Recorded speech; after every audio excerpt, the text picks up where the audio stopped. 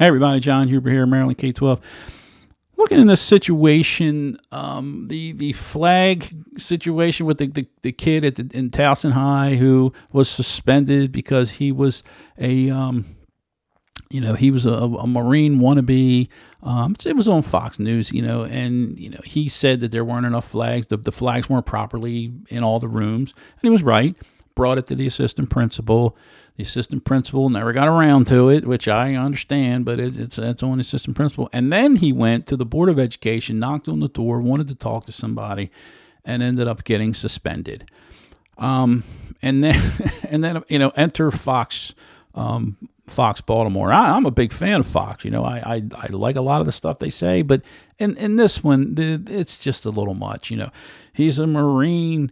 He's a patriot, and his thanks was by a school system. They kind of framed it like the school system trying to hide the American flags. No, folks, that's not what's going on.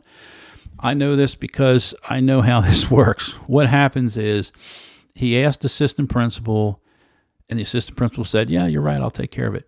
He never got around to it. His next step should have been to go to the principal, but he didn't do that. He went up and knocked on the door of the Board of Education. The board, in my opinion, had every right to suspend this kid because he's causing a disruption. He's going on to Board of Education property, knocking on the door, demand. He was asked to leave, But the problem is, I don't think they went about it correctly. Now, apparently they've settled with him for an undisclosed amount. Who knows? I think that they had every right to suspend this kid. He had no right to go up there. But I think the problem was the school did not follow their own policies. I think they realized that we have no leg to stand on. They should have said to the kid, I'm sorry, you need to go back and talk to the principal, because I can tell you, every time a parent calls above the school, whether it's the Southeast area or it shows you my my experience, whether they're calling the area office, the area superintendent, the superintendent's office, the legal office, the law office, wherever they're calling, if they call somebody about a school, the first thing that person usually asks them is they say, have you spoken to the principal?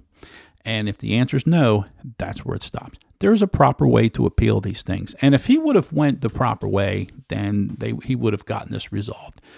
But he went right to the school board, starts knocking on the school board saying, I want to talk to somebody.